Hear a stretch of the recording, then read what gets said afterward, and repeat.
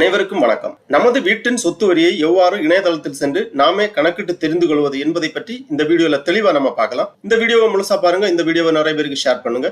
மனித சேவை சேனலை சப்ஸ்கிரைப் பண்ணாதவங்க சப்ஸ்கிரைப் பண்ணி பெல் ஐகானையும் பிரஸ் பண்ணுங்க. பேரூராட்சிகள் பகுதிகளில் உள்ள நமது வீட்டின் சொத்து வரியை இணையதளத்தில் சென்று நாமே கணக்கிட்டு தெரிந்து கொள்வதற்காக இந்த வெப்சைட்டை ஓபன் பண்ணிக்கோங்க. www.dtp.tn.gov.in அதாவது டைரக்டரேட் ஆஃப் டவுன் பஞ்சாயத் பேரூராட்சிகள் இயக்ககம். இந்த வெப்சைட்ல தான் பேரூராட்சி பகுதிகளில் உள்ள நமது வீட்டின் சொத்து வரியை நாமே கணக்கிட்டு தெரிந்து கொள்ளலாம். இந்த வெப்சைட்டை ஓபன் பண்ணீங்கன்னா இதுல நிறைய தகவல்கள் எல்லாமே கொடுக்கப்பட்டுள்ளது. இதுல அப்படியே கொஞ்சம் கீழே வந்தீங்கன்னா சொத்து வரி கணக்கீடு அந்த மாதிரி கொடுத்திருக்காங்க. நிலுவைத் தொகையை சரிபார்க்க, விரைவான பரிவர்த்தனை, ரசீது விவரங்கள் அந்த மாதிரி கொடுத்திருக்காங்க. இதுல நம்ம இப்போ சொத்து வரி கணக்கீடு இந்த டேப்பை கிளிக் பண்ணிக்கோங்க. இந்த இணையதளத்துல லாங்குவேஜ் 2 லாங்குவேஜ்ல இருக்கு. தமிழ் கொடுத்திருக்காங்க, ஆங்கிலம் கொடுத்திருக்காங்க. உங்களுக்கு தமிழ் வேணும்னா தமிழ் செலக்ட் பண்ணிக்கலாம், இல்ல ஆங்கிலம் வேணும்னா நீங்க ஆங்கிலம் செலக்ட் பண்ணிக்கலாம். இங்க மேலே ரைட் சைடுல ஒரு ஆப்ஷன் கொடுத்திருக்காங்க.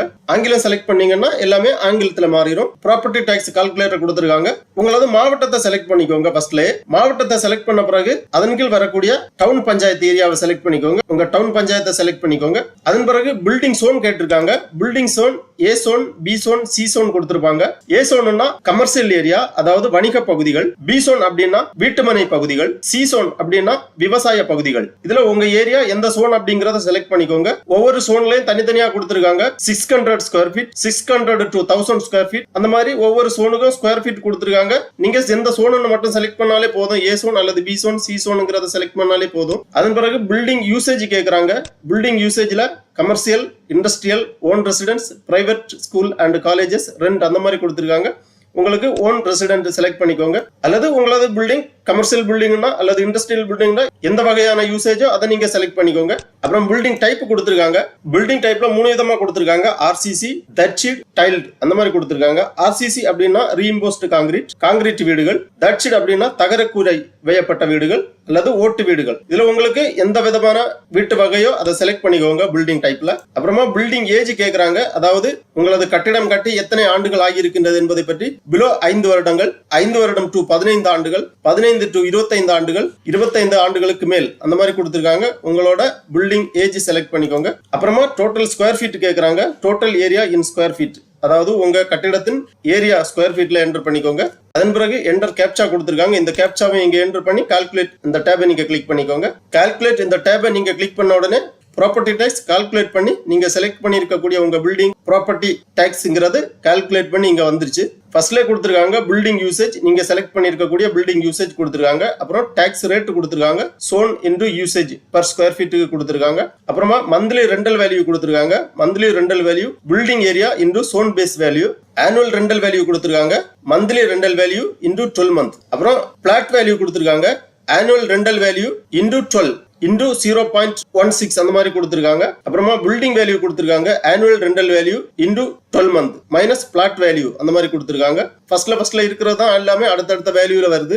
அப்புறம் பேசிக் வேல்யூ கொடுத்திருக்காங்க. மெயின்டெனன்ஸ், அப்புறம் டிஸ்கவுண்ட் ஆஃப் பில்டிங் ஏஜ் கொடுத்திருக்காங்க. 15 to 25 ஆண்டுகளுக்கு 15% பேசிக் வேல்யூல டிஸ்கவுண்ட் கொடுப்பாங்க. 5 to 15 ஆண்டுகளுக்குள்ளது 10% பேசிக் வேல்யூல டிஸ்கவுண்ட் கொடுப்பாங்க. 25 ஆண்டுகளுக்கு மேல் உள்ள பில்டிங்னா 20% உங்களுக்கு டிஸ்கவுண்ட் கொடுப்பாங்க. அப்புறம் டிஸ்கவுண்ட் ஆஃப் பில்டிங் டைப் கொடுத்திருக்காங்க. காங்கிரீட் வீடுனா 0% டிஸ்கவுண்ட், ஓட்டு வீடுனா 50% பேசிக் வேல்யூல டிஸ்கவுண்ட் கொடுப்பாங்க. தகர கூரை வேயப்பட்டதுன்னா 25% பேசிக் வேல்யூல டிஸ்கவுண்ட் கொடுப்பாங்க. டோட்டலா ஆனுவல் வேல்யூ கொடுத்திருக்காங்க. Basic value minus discount of building age plus discount of building type அந்த மாதிரி கொடுத்திருக்காங்க. டோட்டலா பார்க்கும்போது 5100 ரூபாய் வருது. இதுல ஹாஃப் இயர்லிக்கு கொடுத்திருக்காங்க. General tax value, annual value into 10%, அப்புறம் library cess value, education tax, property tax, டோட்டலா general tax plus library cess plus educational tax 561 ரூபாய் கொடுத்திருக்காங்க ஹாஃப் இயர்லிக்கு. சொத்து வரி எப்பவுமே ஹாஃப் இயர்லிக்கு தான் கால்குலேட் பண்ணுவாங்க. 6 மந்த் பிளஸ் 6 மந்த் அப்படி 1 இயருக்கு கால்குலேட் பண்ணி நம்ம கிட்ட வாங்குவாங்க. இவ்வாறு தான் ப்ராப்பர்ட்டி டாக்ஸ் கால்குலேட் பண்ணுவாங்க. இதே மாதிரி உங்க வீட்டுக்கு எவ்வளவு ப்ராப்பர்ட்டி டாக்ஸ் வருதுங்கிறத நீங்க கால்குலேட் பண்ணி பார்த்து தெரிஞ்சுக்கலாம். ஒருவேளை அதிகமா மாறுபாடு ஏதாவது இருந்துச்சுன்னா நீங்க உங்க பஞ்சாயத்து செயல் அலுவலரிடம் முறையிடலாம். ஆகவே பஞ்சாயத்து ஏரியாக்களில் உள்ள வீட்டின் உரிமையாளர்கள் இவ்வாறு இணையதளத்தில் சென்று உங்களது வீட்டின் சொத்து வரியை கணக்கிட்டு தெரிந்து கொள்ளுங்கள். ஓகே நண்பர்களே, இந்த வீடியோ உங்களுக்கு உபயோகமா இருந்துச்சுன்னா லைக் பண்ணுங்க, ஷேர் பண்ணுங்க. மனித சேவை சேனலை சப்ஸ்கிரைப் பண்ணாதவங்க சப்ஸ்கிரைப் பண்ணி பெல் ஐகானையும் பிரஸ் பண்ணுங்க. அனைவருக்கும் நன்றி, வணக்கம்.